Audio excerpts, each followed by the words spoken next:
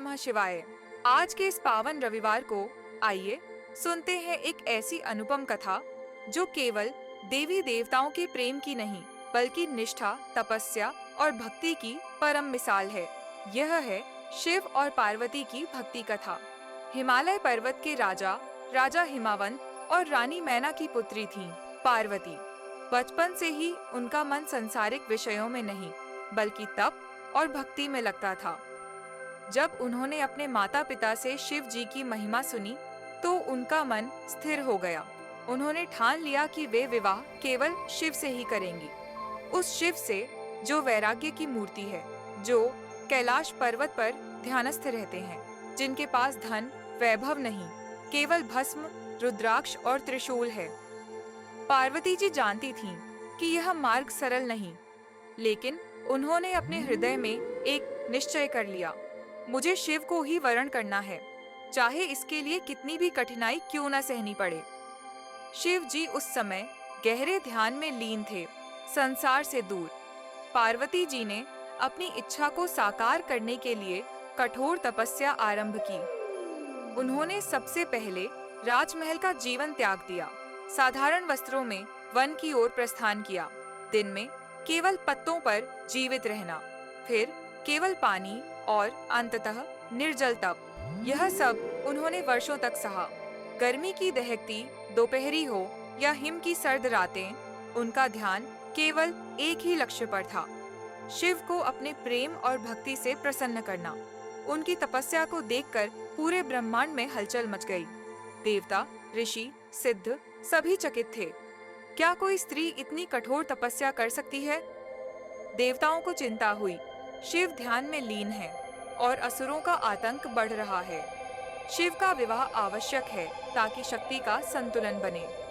उन्होंने कामदेव को भेजा ताकि वह शिव का ध्यान भंग कर सके। कामदेव ने वसंत ऋतु का वातावरण बनाया, फूलों की वर्षा हुई, संगीत गूंजा। लेकिन जैसे ही कामदेव ने अपना पुष्प बाण चलाया, शिव जी ने क्रोध में आंखें खोली और अपने त्रिनेत्र की ज्वाला से कामदेव को भस्म कर दिया। यह देखकर पार्वती जी भी विचलित नहीं हुई।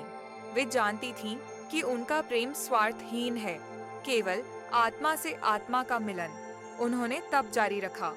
शिव जी पार्वती जी की निष्ठा से प्रभावित हुए, लेकिन वे यह भी परखना चाहते थे कि क्या पार्वती का प्रेम केवल रूप या ख्याति के लिए है। उन्होंने एक वृद्ध ब्राह्मण का रूप लिया और पार्वती जी से मिलने आए।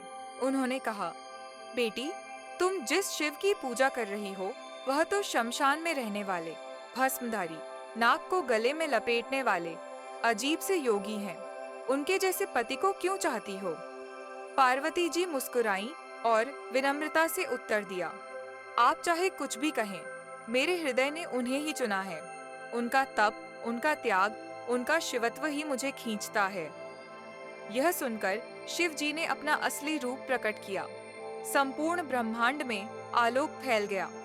पार्वती जी की भक्ति पूर्ण हुई। शिव जी ने उन्हें अपनी अर्धांगिनी के रूप में स्वीकार किया।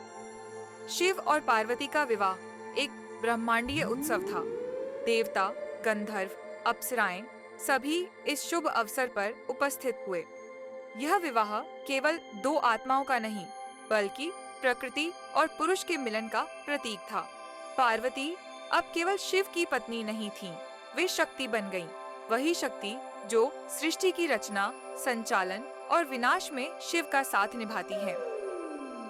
इस कथा से हमें यह सीखने को मिलता है कि सच्चा प्रेम कभी आसान नहीं होता, लेकिन अगर उसमें श्रद्धा, धैर्य और आत्मिक विश्वास हो तो भगवान भी उसकी परीक्षा लेकर अंततः उसे स्वीकार करते हैं। पार्वती जी की भक्ति और तपस्या हर उस मनुष्य के लिए प्रेरणा है जो अपने लक्ष्य के प्रति अडिग रहना चाहता है, और शिव जी का आशीर्वाद उन्हें ही प्राप्त होता है जो स्वयं को भुलाकर केवल श्रद्धा से जुड़े रहते हैं। अगर यह कथा आपको प्रेरणा देती है तो कृपया इसे लाइक करें, अपने मित्रों के साथ साझा करें और दिव्य शक्ति पथ चैनल को जरूर सब्सक्राइब करें। हम हर रविवार ऐसी ही पावन कथाओं के साथ आपके जीवन में आध्यात्मिक ऊर्जा लाते रहेंगे। ओम नमः शिवाय। जय भोलेनाथ।